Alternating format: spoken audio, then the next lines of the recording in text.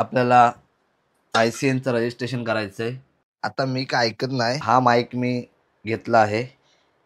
आता डायजेशन पण फास्ट होतंय आणि ब्लोटिंग पण कमी होते. हा पण नोकियात मला वाटतं काहीतरी 12% पडले होते. Good morning. तुम्ही बोलत असाल हा काय 2-3 महिन्यांनी येतोय व्हिडिओ बनवतोय, बट आता माझी तयारी झालेली आहे. आता मी काय ऐकत नाही. विषय असा आहे, आता नवरात्री चालू आहे त्यामुळे गावात दररोज काही ना काहीतरी इव्हेंट असतात. काल डान्स होते त्याच्यामुळे मी थोडा मित्रांच्यात गेलो त्यामुळे रात्री थोडा बाहेर फिरलो. झोपायला मला लेट झाला आणि आता मला उठायला पण थोडा लेट झाला. ऑलमोस्ट माझा 7 वाजता मेल होतो. टाइम काय झालाय 8:40. म्हणजे मी किती लेट आहे, जवळजवळ 1.5 तास लेट आहे. वर्कआउटला आपल्याला जायचंय 12:30 वाजता. आज पहिल्यांदा 12:30 वाजता जातोय कारण मला व्हिडिओ शूट करायचे आहे. युजली 4 वाजता संध्याकाळी वर्कआउटला जातो. त्यात पण गर्दी खूप असते. 3 वाजताच ऑलमोस्ट गर्दी होते. माझ्या डेस्कवर पसारा बघाल तुम्ही, हा सगळा पसारा. बाय द वे हा माईक मी घेतला आहे. काल हा आलाय त्याच्यामुळे ही व्हिडिओ आज बनते. नाही तर माझ्याकडे फक्त एकच रिझन होतं एक्सक्यूज देण्याचं. सगळं काही आहे माझ्याकडे, माईक नाही आहे, तो आलाय त्यामुळे आता नो एक्सक्यूज. ओटमीलमध्ये मी डेट्स टाकतो, ब्लॅक डेट्स 4 पीस घेईन. गेनिंगवर आहे ना सध्या, त्यामुळे हाय कॅलरिक फूड कंझ्युम करायला लागतंय. ते पण सोपं नाही आहे माझ्यासाठी. दिवसाचे एवढे 7 meal. Let me show you the meals.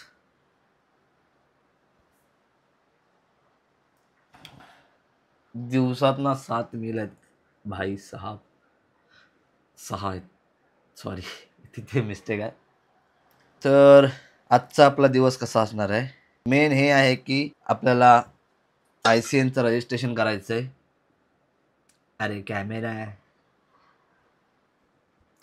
कशाशी करू, नवीन असल्यामुळे प्रॉब्लेम होतोय थोडा, सांभाळून घ्या. हा ICNचं आपल्याला रजिस्ट्रेशन करायचं आहे. मी ते पण केलेलं नाही आहे. म्हणजे लॉग इन केलं आहे, मला रजिस्ट्रेशनचं माहितीच नाही आहे कसं करतात काय करतात. लोकल कॉम्पिटिशन खेळतो त्यात खूप इझी असतं. तिथे जायचं, डायरेक्ट नाव द्यायचं, त्यांची काय फी असेल 100-200 रुपये ती भरायची आणि डायरेक्ट स्टेजवर, संपला विषय. पण हे वेगळं आहे. हे प्रो शोज आहेत. प्रो शोज म्हणजे थोडं प्रोफेशनल्स आहेत, त्यांची मॅनेजमेंट प्रोफेशनल असते, त्यामुळे इथे खूप सारे लोक खेळतात. मी जिथे खेळतो लोकली तिथे फक्त रायगड मर्यादित, महाराष्ट्र मर्यादित अशी लोक असतात किंवा असे ॲथलीट्स असतात. बट इथे बाहेरनं पण येऊ शकतात, फक्त इंडियाचेच नाही, इंडियाच्या बाहेरचे पण खेळू शकतात. त्यामुळे इथले रजिस्ट्रेशन प्रोसेस वेगळी आहे आणि ते आपल्याला फॉलो करावे लागणार. माहिती नसली तरी आपल्याला माहिती करून घ्यावी लागणार. ह्याच्यासोबत ना मी बदाम खातो, पण ते बदाम मी रात्री भिजत टाकायला विसरलो. बदाम आणि अक्रोड लय पसार होतं रे, सोपं नाही बॉडी बिल्डिंग. तर खातो मी. सीन असा आहे, लॉग इन करून मला खूप टाईम झाला आहे. मी त्यांच्या लॉग इन पेजवर आहे, बट मला काही आठवतच नाही आहे काय होतं, email ID and all. Me forward password करतो आहे तरी पण नाही होत आहे. ते ईमेलच माझ्या लक्षात नाही आहे मी कशावर केलं होतं. मग मी विचार करतो आहे की मी पुन्हा नवीन साईनअप करतो, म्हणजे माझ्या लक्षात राहील. ट्राय करतो, बघू द्या काय होतं. रजिस्ट्रेशनची प्रोसेस करता करता मी लॉग इन केलं, त्यानंतर बरंच काय होतं त्यात मला काहीच समजलं नाही. बोललो आता याच्यात डायरेक्ट रजिस्ट्रेशन कसं करणार, कोणाला तरी आधी विचारलं पाहिजे. त्याआधी मी बघत बसलो आणि त्यानंतर मला झोप आली खूप, कारण माझी झोप झाली नव्हती पूर्ण. विचार केला पुढच्या मीलला माझ्याकडे अजून 1 तास आहे, तर मग मी 1 तास झोप काढली आणि आता लगेच उठलो आहे. पुढचा मील घ्यायचा आहे मला. तो मील बनवायला परत 15 मिनटं लागतील. पटापट मील बनवतो, त्यानंतर मी मील खाऊन वर्कआउटला निघेन. Let's go. Again repeating same process. झोप पूर्ण नसले ना मला दुसरं काही सुचतच नाही. झोप सगळ्यात पहिले लागते. चलो, तो पसारा अजून सकाळपासून तसा पडलाय. पुढचा मेल तयार करू. तर आपला पुढचा मेल पण तयार झालेला आहे. हा मेल अराऊंड अर्धा किलोचा असेल, त्याच्याहून जास्त पण कमी नाही. त्यामुळे त्याला खायला मला अर्धा ते पाऊण तास मिनिमम जातो. आपला मील झालेला आहे रेडी. हा एवढा राईस आणि 5 एग्स मला संपवायचे आहेत. आणि खाण्याच्या पहिले काय व्हायचं, जेव्हा मी हा डाएट फॉलो करायला लागलो 6 मीलचा, माझ्यासाठी खूप मोठा डाएट आहे हा. आणि वॉटर इनटेक पण खूप जास्त करायचो मी. मग मी थोडे चेंजेस केले की जेव्हा मी खायला बसतो त्याच्या अर्धा तास आधी मी पाणी नाही पित आणि खाऊन झाल्यावर अर्धा तास होईपर्यंत मी पाणी पित नाही. सो आता डायजेशन पण फास्ट होतं आहे आणि ब्लोटिंग पण कमी होते. मील बघा, हा एवढा मोठा मील आहे. पटकन खातो. मी तुम्हाला टाईम सांगतो, 11:50 झालेत. आता मी सुरुवात केली आहे. तो मी तुम्हाला दाखवतो किती टाईम जातो मला मील खायला.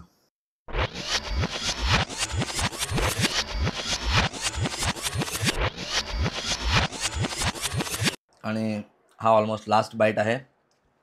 टाईम मी तुम्हाला दाखवतो, 12:30. 40 मिनटं गेली मला हा मील संपवायला.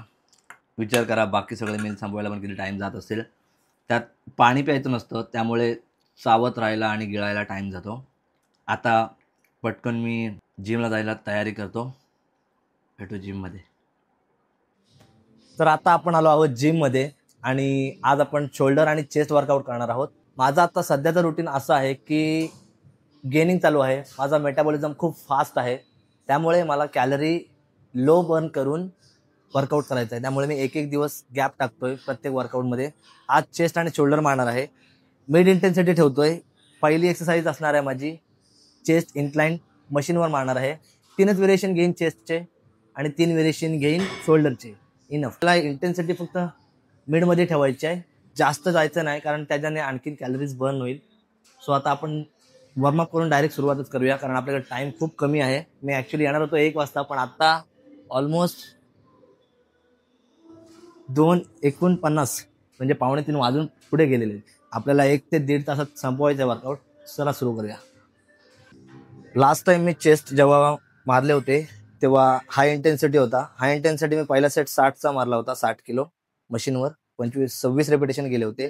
त्यामुळे आता मी पहिला घेतो 70चा आणि 70ला मी पुश करायचा ट्राय करतो की 70ला ॲटलिस्ट जो मी लास्ट टाइम मारला होता 15, तो मी आता सेट मारू शकेन. चला.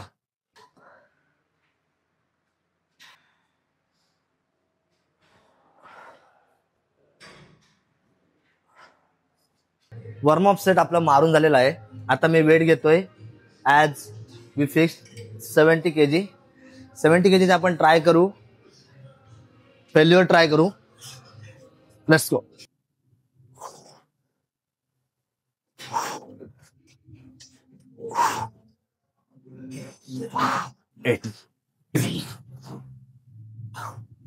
एटीन मारलेले आहेत. रेकॉर्ड करतोय. अजून 2 गेले असते, पण मला जास्त पुश नाही करायचं आहे कारण इंटेन्सिटी आपल्याला वाचून ठेवायची आहे थ्रू आउट द वर्कआउट. 18 मी लिहून ठेवतो. सो नेक्स्ट टाइम जेव्हा मला हा पेअर तोडायचा असेल तेव्हा माझ्या लक्षात राहील की मी लास्ट टाइम काय मारलं होतं. बरेचदा मी ह्याच्या आधी हे करत नव्हतो कारण तेवढं इम्पॉर्टन्स देत नव्हतो मी, बट आता जे मी करायला लागलोय त्याच्यामुळे माझ्या लक्षात राहायला लागले की मी लास्ट टाइम कोणता PR मारला होता, किती वेट मारला होतं आणि मला त्यामध्ये आता इन्क्रीज करता येतं वेट. सो ह्याला आपण प्रोग्रेसिव्ह ओव्हरलोड पण म्हणू शकतो. जे जुने ॲथलीट होते, जय कटलर, रॉनी कॉलिमन, ते सुद्धा ह्याप्रमाणेच ट्राय करायचे. दम लागलाय, पुढे बोलू. 5 kg ॲड करतो. इथून लिफ्ट करणं थोडं कठीण आहे. यासाठी एक स्पॉटर पाहिजे, कारण फुल रेंज भेटण्यासाठी ना हे खाली जाणं गरजेचं आहे. शॉर्ट नेलं तर मग आपल्याला इसेंट्रिक फेल्युअर नाही भेटत. Yes, okay.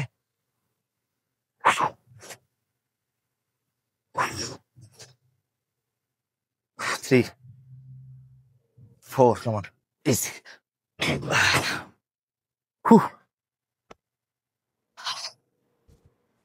आता पंप जाणवायला लागलाय दुसऱ्या सेट मध्येच. टी शर्ट काढू, दिसेल तेवढा पंप.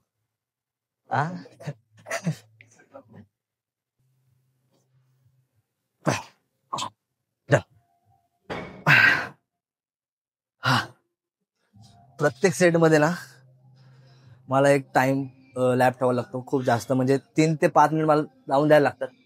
कारण माझं सध्या कार्डिओ प्रॉपर बंद आहे, त्यामुळे माझी कार्डिओवॅस्क्युलर सिस्टीम थोडी डाऊन गेलेली आहे. आणि जर मी फास्ट वर्कआउट केला तर मला ब्रिदिंगला प्रॉब्लेम होईल.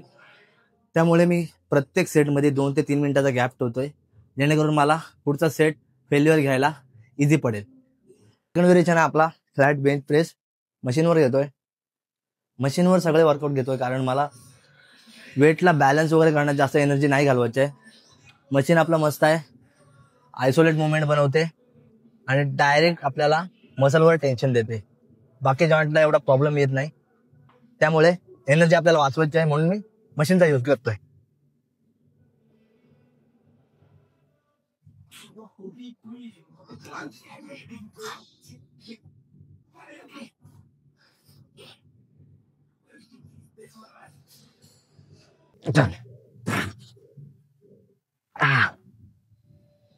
आज मी ट्रायसेप नाही मारणार आहे, कारण चेस्ट आणि शोल्डर मध्ये most of the tricep secondary muscle असतो जो काम करतो. त्यामुळे ट्रायसेपला ट्रेन करायची तेवढी गरज नाही. आज चेस्ट आणि शोल्डर 2 मसल इनफ आहेत आजच्या दिवसासाठी. उद्या परत सुट्टी. उद्या आज सॅटरडे ना, नाही आज सॅटरडे आहे, उद्या संडे, उद्या रेस्ट. परवा लेग किंवा बॅक घेऊ. तिसरा व्हेरिएशन पेग डेक फ्लाय घेतो.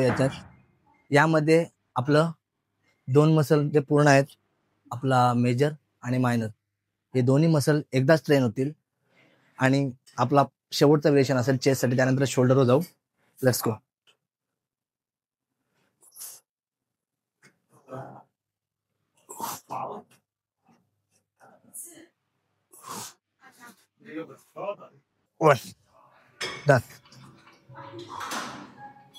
यामध्ये बरेच जण खूप फास्ट मुवमेंट करतात, हे अशी अशी अशी अशी. याच्याने मसल ट्रेन होतो, पण तेवढी ॲक्युरेसी नाही भेटत तुम्हाला. तुमचा टाइम वेस्ट खूप होतो त्यात. त्यामुळे जेवढं तुम्ही स्लो इसेंट्रिक मुवमेंट कराल किंवा स्लो लेंथनिंग कराल, तेवढा फास्ट तुमच्या मसलवर इफेक्ट पडतो. आता चॉईस तुमची आहे, फास्ट वर्कआउट करायचं आहे की स्लो अँड स्टडी फॉर्म करायचं आहे.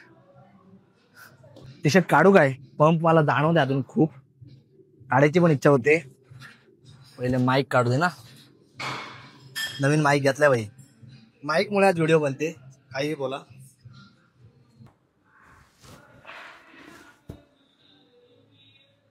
पंप वाटतोय काय? 15 दिवस आधी माझी खूप बेकार हालत होती. तुम्हाला माहिती आहे, जे मला इंस्टाग्रामवर फॉलो करतायत त्यांना माहिती आहे. आजारी असल्यामुळे खूप सारा टाइम माझा वेस्ट गेलाय त्या गोष्टीत. आता मी तेवढा कव्हर केलेला आहे आणि याच्या पुढे आणखीन गेन करेल. ऍप्स तर माझे पूर्ण गेले होते. दिसत काय? आजारानंतर परत आल्यापासून मी शोल्डर एकदा पण नाही मारलाय. त्यामुळे आता मी पहिला सेट 15 किलोचा घेतोय. आपल्याला 20 काढायची ट्राय करून रेपिटेशन. त्यामुळे मी ट्राय करतोय. आणि तुम्हाला माहिती आहे, आपण फास्ट मुवमेंट नाही करत, स्लो अँड स्टडीवर जास्त फोकस करतो, जेणेकरून मसलला जास्त स्टिम्युलेशन मिळेल.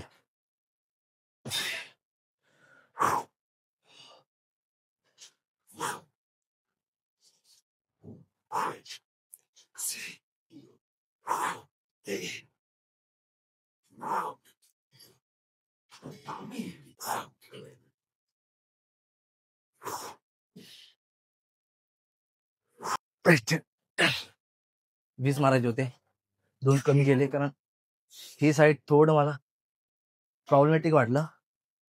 डंबल डोक्यात पडण्यापेक्षा खाली ठेवलेलं बरा.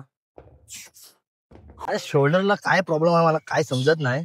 जेव्हा पण मी शोल्डर मारायला जातो ना, एकतर माझ्या वॉर्मअप मध्ये काहीतरी प्रॉब्लेम आहे, किंवा ऍक्च्युअल मसल मध्ये प्रॉब्लेम आहे, किंवा मग स्ट्रेचिंग मध्ये प्रॉब्लेम आफ्टर वर्कआउट. शोल्डर मला तेवढा वापरता नाही येत आहे ड्युरिंग वर्कआउट, तेवढा किक देत नाहीये जेवढा आधी देत होता. आता मी 20चा डंबेल ट्राय करतोय, मग असे 18 गेले, 15चा टार्गेट आहे. लेट्स सी किती जातो. ओके, 1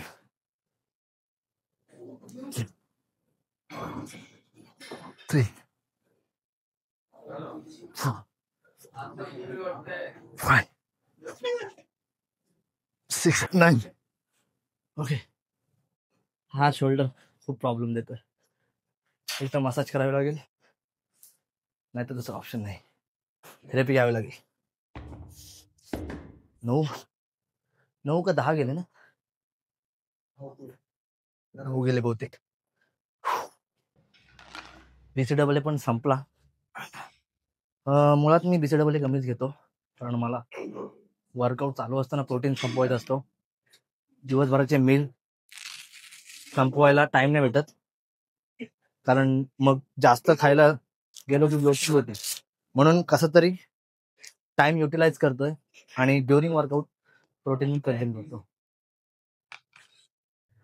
लास्ट सेट पण मी 20चाच ट्राय करतोय, कारण मगाशी मला फक्त 9 गेले होते. हा शोल्डर काय लकवा मारते समजत नाही, अजून दुखते तो.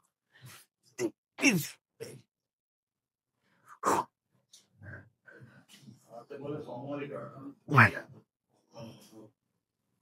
2, 3. हा 6 गेले. चला, हा आपला शोल्डरचा सेकंड व्हेरिएशन आहे, आणि आता मारतोय मी लेईंग लॅटरल रेझर. कारण जेव्हा ही मुवमेंट मारतो ना, ह्यामध्ये माझी बॉडी खूप जास्त मूव्ह होते, त्यामुळे मला मसलला तेवढा स्टिम्युलेट नाही करता येत, टार्गेट नाही करता येत, आयसोलेशन नाही देता येत.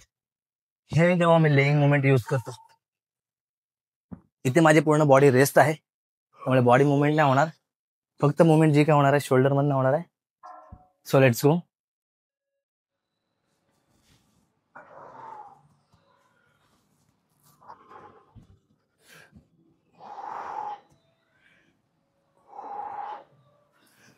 Let's go on. Easy.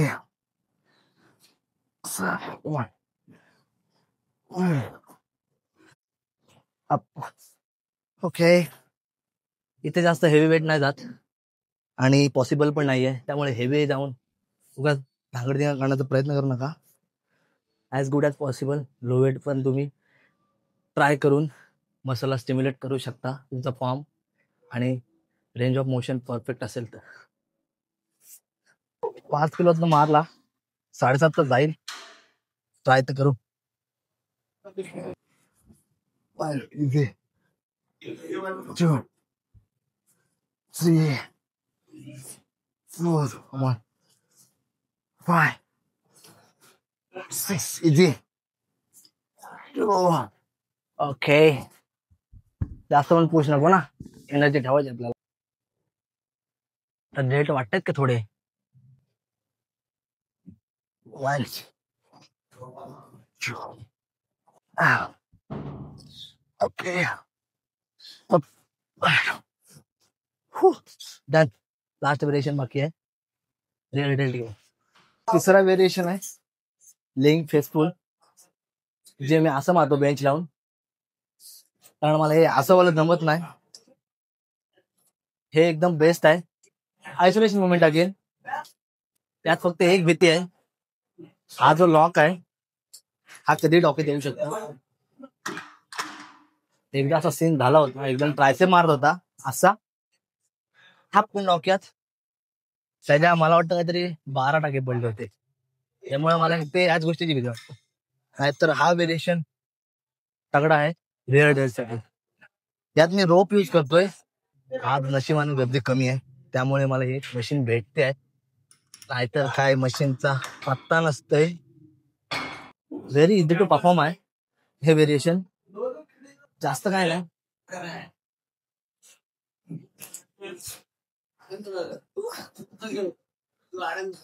Neutral grip ठेवायचे आपल्याला. याश वगैरे काही करायची गरज नाही. Neutral grip.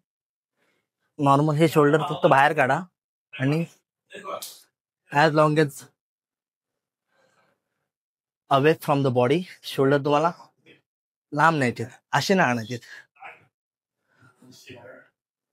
शोल्डर वरच्या साईडला. आणि तुम्हाला फील करायचंय तुमचा रेअर डेट स्क्वीज होतोय म्हणून.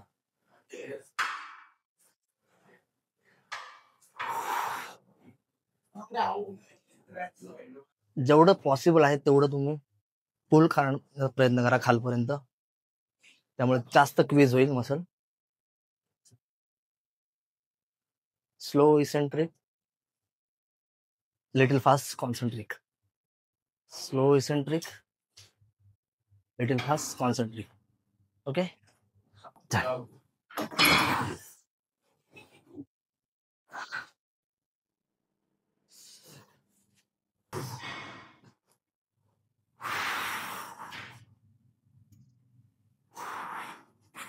ओके.